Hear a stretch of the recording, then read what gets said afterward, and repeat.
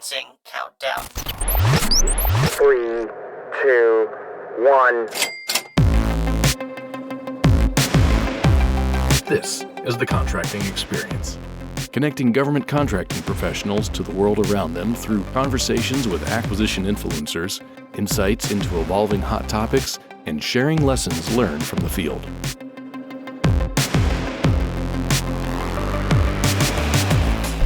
Welcome, podcast listeners. On this episode of The Contracting Experience, we hear part one of a two-part series with Ms. Alexis Bunnell, the Chief Information Officer at the Air Force Research Laboratory, as she provides an AI outlook for Air Force acquisition. Prior to her current position as CIO, she was the emerging technology evangelist at Google, driving the use of emerging technologies to drive efficiency and innovation within government organizations. Welcome, Ms. Bunnell. Thanks for joining us. Thanks so much for having me. I'm so excited to be here. All right, excellent. We'll just dive right into it, ma'am. So you got on the radar because last November you provided a presentation to the PK Alliance titled An AI Outlook in Air Force Acquisition. That was a tremendous presentation. I listened to it a couple times now. Really loved it. You really emphasized how we can use technology and specifically AI to, quote, tackle the toil and, quote, put minutes on mission. Love those taglines. Could you give our listeners a flavor for what that looks like and why it's so important? Sure, absolutely. Well, and starting with the fact that actually your listeners are so important. So let's start with the importance of acquisition and national security. You know, when we think about how everything happens in government, at the end of the day, it has to be negotiated, bought, purchased, applied. And it's so critical that really, in my mind, acquisition professionals are really the unsung heroes, and the work never stops, right? And there's never enough people to do the work. And quite frankly, if it is not running well, we don't run well and our national security is not optimized. And so I think when I think about things like tackling the toil and putting minutes back on mission, in this case, what I'm really asking myself is how is it possible for us to, start from a place of respect, to honor the role of acquisitions professionals, to start from a place of empathy, to understand that it is a really hard job. And, it is something that takes time and consideration and experience, and really think about how is it that we arm those modern acquisition professionals and complement them with all of the tools. To me, it's as important that they have, the right kind of tools for the fight as it is if they were a warfighter, right? Because they are part of that ecosystem.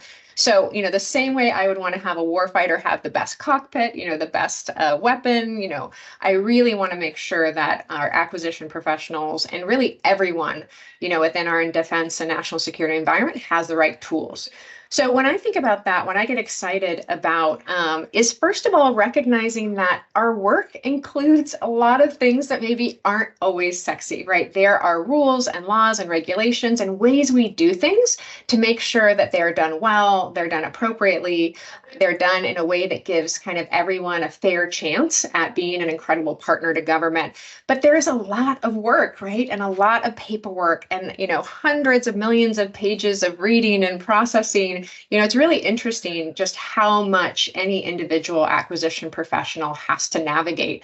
And so for me, I think the question whenever I think about any digital tool is how is it that I help contribute to doing less of maybe what feels purposeful or feels exquisite and critical from the experience of an acquisition professional.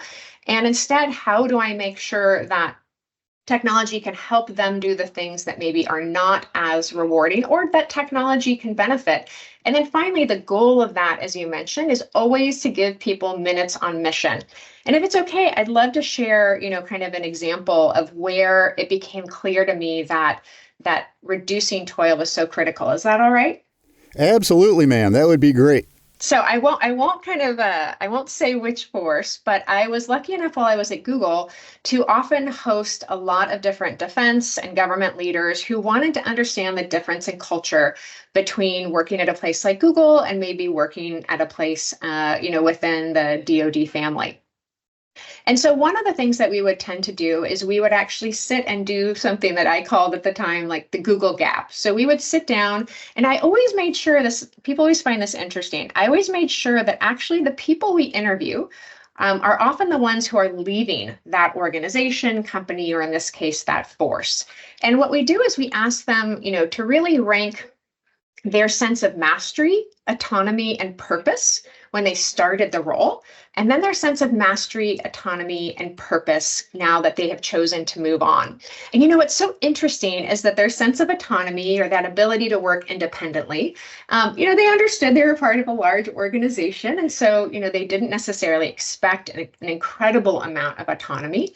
And their autonomy score, went down slightly from their expectation to where it was when they decided to leave. Their mastery, their sense of, have I learned new things? Have I become more valuable? Have I become a larger contributor? Actually went up. They recognized that they were really learning important skills that were, useful not only in their current role, but in future roles. But the thing that got me was their sense of purpose. Their sense of purpose dropped from a 9 to a 2. And at the time, most folks in the force, most leadership thought that people were leaving because they could get a better gig in the private sector or something like that. And that's not actually the core root of what we found. What we found is that, the punchline for me, and I literally kind of have this on everything, is that toil kills purpose faster than mission can replace it. Meaning you and I both know when we're doing meaningful work, right? That's hitting the mission, that's really advancing the most important things. But we also know when we are doing something or in a meeting or maybe doing, a piece of training or filling out a form that really isn't necessarily at its root doing the most to advance the mission. And I call that toil, because what toil really is the emotional difference between what is important and what you have to spend your time on. And so what we tend to find is that in organizations that are high toil organizations, in essence, the sense of purpose of the workforce can drop. So what I'm really excited about when I think about a digital tool or technology, in this case, artificial intelligence, what I want to look at is how much more time can someone spend in those minutes on mission, right? To spend in those those purpose-filling and purpose-fulfilling roles versus maybe, the toil or the taking kind of elements that sometimes people have to navigate. So when I look at technology, I really start from almost an empathetic lens to say, how does this person get more time to do what they know matters? Okay, man, that's absolutely phenomenal stuff. I mean, not only does it, help us do our day-to-day jobs, as you say, tame the toil, create that sense of purpose. It benefits everything in the organization, from retention to culture to everything else. Just phenomenal. But piggybacking on culture a little bit, you have kind of a unique transition. So I'm assuming you may have crossed a cultural divide coming from a company like Google and joining us over here in the Department of Defense. Maybe going from a mindset of AI development, excitement, and early adoption at Google to maybe, just maybe, a mindset of caution and skepticism within the government. Maybe I'm way off there, but can you share some of your experiences and observations during that transition? Absolutely. And you are not way off. In fact, that dichotomy was part of the reason why, I left Google and actually decided to come to the Air Force Research Lab and to contribute to, DoD and our national security mission. What I really found is as I was, especially during COVID, so we have to remember, sometimes COVID feels a long time ago, but, really COVID was an incredible time, if you think about it from a leadership perspective, where all of a sudden, we had defense and government and other leaders around the world really having to, to kind of digitize, to go digital, to look at technology in a completely different way, right? Really with a completely different role than it had had previously. And so as I was helping different organizations, for example, the DMV, understand how is it that you give driver's licenses to people that you can't do driver's tests with, right? Or, how is it that you help, hundreds of thousands of people, even millions of people transition from, their previous work to maybe something that that had stopped because of COVID into something where their skills were equally as relevant, but maybe they just hadn't done them before. And what I found is that there was a sense of almost anxiety and fear and foreboding around the topic of artificial intelligence. And I got to tell you, my feeling as a citizen, as a person in this nation was like, wait a minute, this is America's kind of best technology, right? We have an amazing edge right now. And I thought to myself, well, the only group that benefits by us being scared of our own technology is the adversary. And so, for me, coming over, to contribute to AFRL and just the larger relationship kind of with these emerging technologies, it was really about, I found, right sizing the narrative. And so what I mean by that is a couple things.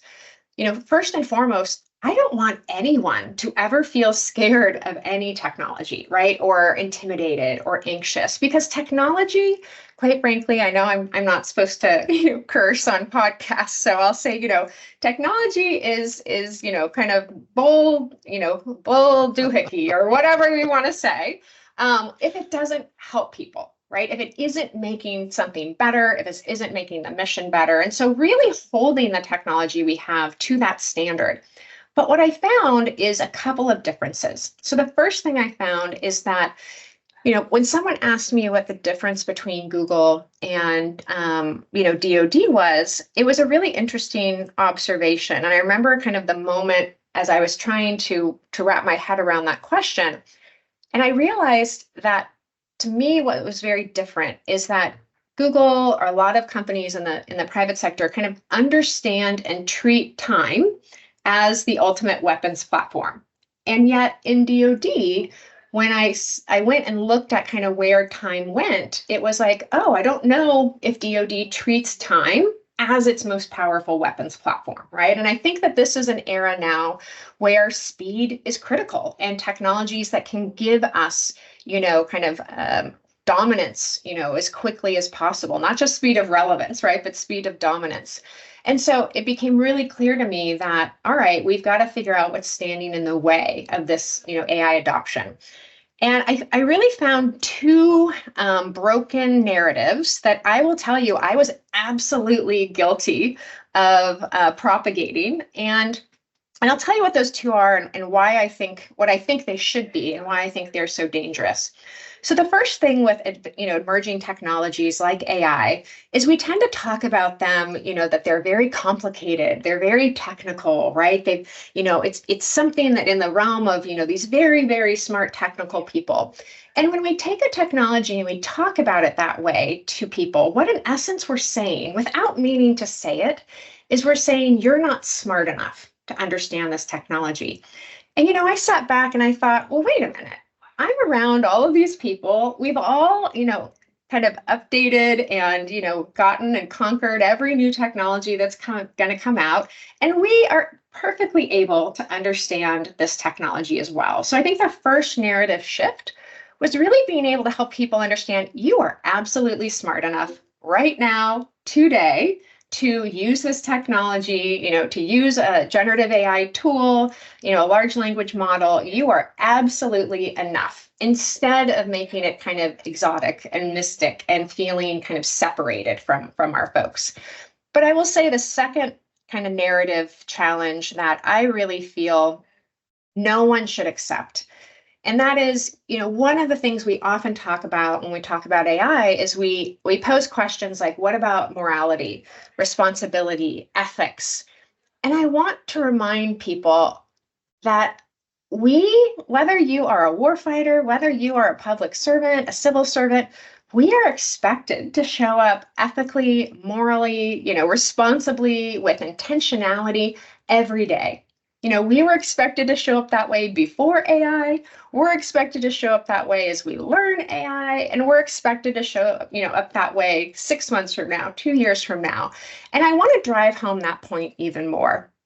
And that is that, if you think about it, if someone out there is listening to me and they decided, to put on a uniform as their way of serving this country, the moment they put on that uniform, the moment they chose that path, they signed up to potentially make the hardest calls that any human being on earth may ever have to make, right? The hardest calls about human life, about good guys, bad guys. And I really was actually quite offended because I thought, you know what? How dare we tell people who have chosen to dedicate their life with the expectation that they may have to make those hard calls, that they're not moral enough or ethical enough, or responsible enough to navigate AI.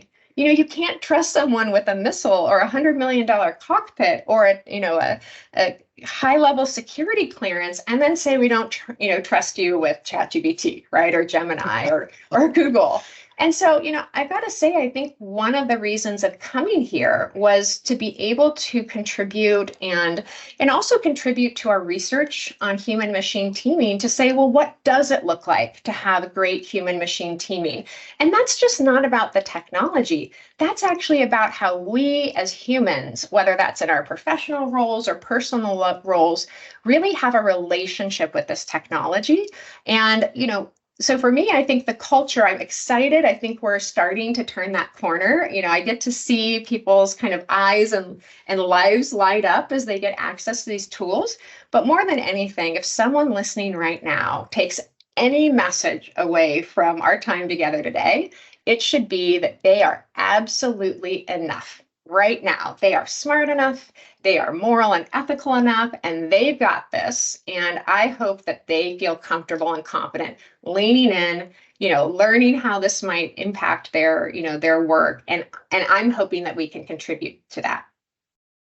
Oh, that was excellent, ma'am. Great conversation on everything from culture to some of those ironies with trust and ethics issues. And the bottom line is everybody can use this today. And the more you use it, the better you're going to get at it. So speaking of which, we actually had a podcast episode. It's been a little over a year now on artificial intelligence. And for our listeners, that was episode 53. If you happen to have missed it, it's still available on your favorite podcast listening platform, episode 53, where Lieutenant Colonel, PhD, Dan Finkenstadt, he did a great job explaining generative AI to us. But at the time, we were kind of in that early phase. And a vast majority of us, I'll self-admit here, we were in that cautious or skeptic mode of thinking, right? We were hearing it wasn't secure. We were hearing it wasn't reliable. We were hearing all about the hallucinations it provided. And in fairness, we were in that learning mode. And I think that mindset has drastically changed since that time. And I think we're getting smarter with how to use it, and it's getting smarter the more it is getting used, if that makes sense. So with that, you would like to say AI provides options, not necessarily answers. And I think that's just part of learning how to use it. So I wanted to give you an opportunity here to talk about Nipper GPT. Developed by your team there at AFRL, available for use across the .mil enterprise. And I think Nipper GPT definitely gives folks that increased level of trust over the commercial software, and that it's cleared up to IL5. It doesn't share your queries with anyone else. What else can you tell us about Nipper GPT, maybe present state, and where you think it might go in the future? Sure. So, I think what was really exciting about Nipper GPT is, that was it, and it still is a research platform that really helps us understand human machine teaming. So to your point, if we think back more than a year ago, there were not tools available for someone to really kind of start to just be able to play, with generative AI within their professional capacity, right? A lot of people had things in their personal capacity. And to your point, a lot of the question and the, around security and things like that were really important for us to get right. We cannot use tools that are insecure. And so we thought, it's really important, more than anything, it was really important for us to go into, and when I say us, I mean, DoD writ large, really, to go into the AI era as like informed users and customers. So we're big believers, right, in learning by doing. And the way I looked at, kind of Nipper GPT and this journey is a fewfold. The first is that there were a lot of assumptions. As we make progress and kind of advance our relationships with technology, we really forget sometimes the questions we used to ask. And so, as an example, when we were starting this research, there were a lot of leaders who said, well, does anyone even want to use it, right? Does anyone even, want to have access to this? Another question was, are they going to use it appropriately and right? Are they going to kind of, follow the rules? And so, by putting out a human machine teaming research platform like NIPR GPT, we were actually able to, to learn by doing. And so there are a few things. Number one, to your point, we were able to put out, a basic tool. And I want to be very clear, NIPR GPT is a basic, generative AI platform. It works from a lot of, open source software that is out there. And the goal was, to be able to put out something that we could get these benefits, we could ask and answer some of these questions, but more importantly, people could practice and play because, using an AI tool is not the same as a Google search. The amount of complexity and things like that, and I can give some examples, is far different. And so the way I looked at this a little bit was we already have some of these landing. So I'm going to talk about them as like the F-35s, right? Our commercial partners who, have made these incredible frontier models, I really look at those as like the F-35s, right? We're going to be able to land those, but you've got to design a runway that can take them, right? You've got to be able to have pilots that can fly them. And so, we knew that these are coming and we're excited to see some of them start to land. But in the meantime, I really felt like, well, we've got to put our folks at least in a crop duster, right? And let them get some flight hours in, let them learn to fly because it really is a different relationship with knowledge at speed and scale with AI. And so we thought, well, we're going to get to learn a couple things. Number one and two, we were able to answer the question very clearly that people absolutely want it. We had a huge amount of people and still, have a large amount that kind of join us in this research every day and use the tool. The second, though, and so critical, was able to go back to leaders now and say, you know what? People aren't misusing this, right? They're respecting the boundaries. They're respecting, the types of information that's appropriate. We also got to do incredible amounts of understanding how is it that you train someone to help take them from being maybe uncomfortable with AI to actually being a great kind of prompter, and then even more so, getting bored and starting to say, hey, can it do this? Can it do that? And it's always funny to people when I tell them that one of my measures of success is how quickly we can take someone from feeling anxious to bored. Right. And what I mean by that is if we, are really in this kind of, generation of like an exponential age, and we've got to move faster, better, smarter than our adversaries.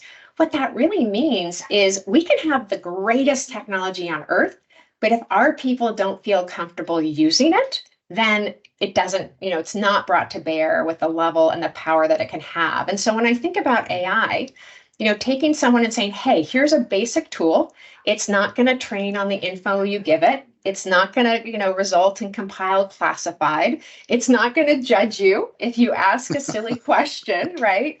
It's a safe place for you to start getting your flight hours in.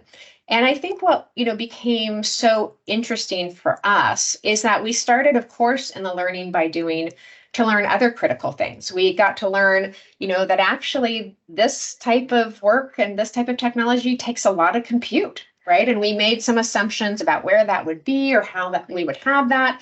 And those were really important lessons learned that we got to share with, other forces within Air Force and Space Force, and then even back with our commercial partners. We also really got to see what types of features or use cases were people using it for. And so that really showed us in the acquisition space, for example, that there were particular parts of an acquisition, path or program that, different stages where AI was really helpful. And then, of course, different stages where no, you, the human, the expert, really have to put kind of eyes on and designate and really distill, that information and that knowledge down and make the call, so to speak. And that was huge because I think that contributed to, other tools that are coming out like ActBot and kind of other, models that are being trained to help our acquisitions professionals. Another thing that is really interesting is we started to learn a little bit about how people adopt AI. And I'll share one of those frameworks with you right now. One of the things that's really interesting is the first thing we saw people do, which makes sense if we go back to our toil conversation, is the first thing they look to do with AI is lower the pain, right? So when you've got, let's say 40 pages that you have to synthesize really well into a brief for your leader, or you have, a concept and you've got to create a whole workshop or, an entire approach around it. Then this is something that AI is really good for, right? And you would start seeing people have like what I like to call their ta-da, right? Where all of a sudden it was like, oh, wow, AI can do this. And then they would tend to think a little bit, about, well, it is quite good at some things. So what does that mean for me? And I call that the uh-oh stage, right? So, they have to think and reflect a little bit on like, what is the right role for this technology in their lives and their role in their mission? The third thing they do then is when they start to really find those things, I call it their aha moment, right? So they're starting to kind of realize, oh, wow, something that might have taken me 2 months before maybe only takes me 2 days, right? Or it used to take me 20 hours and now it takes me 20 minutes. And we're absolutely seeing generative AI have that benefit. Another thing, and then of course the goal after aha is, as I mentioned, I want to get them to ho-hum or bored, because the magic of ho-hum means that now they are ready for those F-35s. They're like, hey, I want my plane to go faster. I want it to go higher, right? I want it to go in atmospheres I couldn't. And what they're really saying in terms of generative AI, I want to have a relationship with knowledge that is even more robust, right? And to me, what's so exciting about thinking of the future of NIPR GPT is actually the graduation of people from it to those bigger, better, badder tools, right? And what's really exciting is, I think what'll be a lot of the next stage of tools that we see are those specialty or role-based tools. So, whether it is something like ACBot or other tools for acquisition, whether it's something called MACE, which has been developed for foreign disclosure, you're just starting to see AI really come alive in so many different kind of role, mission, and capacities that, quite frankly, I think will become really exciting, even beyond that kind of generative, basic AI tool. Another thing that I would say is, as we're seeing people kind of start to eliminate that pain, the next thing they do is they want to kind of organize their informational universe. And this, if anyone has not seen this yet, I'm sure there's lots of folks, this is still kind of wonky. But if you have not been introduced to what we call RAG in AI, your world will forever change. And all RAG is, for someone who's listening, who's maybe used a tool like NIPR GPT or, ChatGPT or Gemini or, Anthropic or any of those things. If you've used one of those tools, you're used to putting in a query. And then in essence, that the tool or the model kind of takes a look at all of its information it has available and tries to kind of compile and predict what will please you. What are the options that will hit the mark? To your point, not the answers, the options that will hit the mark. But what RAG does is even more magical, because you know what? It's great that a model says, hey, I pulled from this incredible collection of human knowledge. But what RAG does, it actually allows you to be the empowered curator. So what that means is, if I was working, for example, on the F-35 program, I could go and I could say, wait a minute, I already know my program documents, my budget, my contracts, my resources, the annual reports that we put out every year. And you can actually curate that information that that you've identified, that you trust, and then actually apply, really the magic of AI on top of that. And so what that means is you have far less hallucinations, right? And you have far more value to your daily work, because now you're crafting a knowledge universe like directly with the knowledge that you value. And to me as a CIO, this changes everything, right? Imagine you don't have to wait on me to develop a system, right, or a platform or a program for you. You get to be in kind of the knowledge leadership chair, right? You get to point the tools to what works for you. And this is why I'm so passionate about AI, because it's really the first tool that instead of making humans adopt to it, right? You have to learn how to navigate it, learn the drop downs, learn this and that. It adapts to you. And I think this is so critical in our human machine teaming journey. So obviously you can tell that I get so excited about this, and I'm never gonna shush up.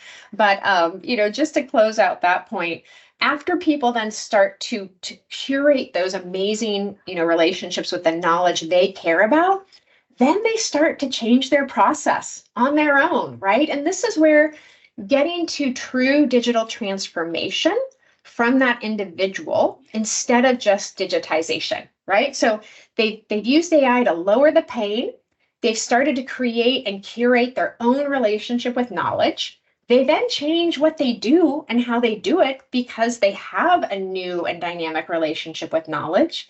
And then finally, they start to do, sometimes folks will hear about things called agentics. And that's really, if you think about it, that's when you've changed how you do your process, you've organized your information, you've gotten some minutes on mission back.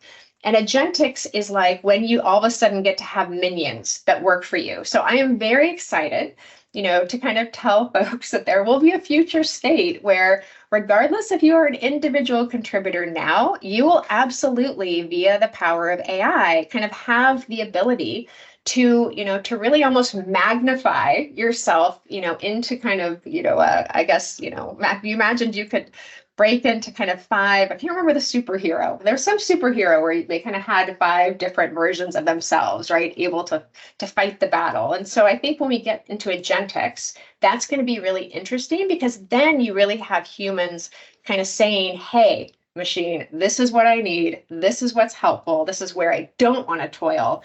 And then they get those true minutes on mission back. All right, ma'am. Excellent stuff. That's a great way to close out part 1 of our 2-part series on an AI outlook for Air Force acquisition. Thank you so much for showing us how AI can help us all tackle the toil and put minutes back on mission with tools such as Nipper GPT. For those of our audience that are old enough to remember, this is where we would turn over the album or cassette tape and get ready to hear side 2. Please join us for part 2 of this discussion as Ms. Bunnell shares some more tips and tricks with using generative AI, explains more about ACBOT, that long-awaited AI-assisted contract writing tool, and provides more insight on how AI can help us manage a world of information and data overload. You won't want to miss it. As a reminder, you can subscribe to the Contracting Experience podcast from any of your podcast listening platforms. You can also now find us on Facebook as well as our YouTube channel. Be sure to like us, follow us, and subscribe to receive updates and automatic downloads so you don't miss a single episode. I'm your host, Rob Lorton from the AFMC Contracting Digital Division, and I hope you can join us again on our upcoming episodes. Until then, stay tuned and stay connected.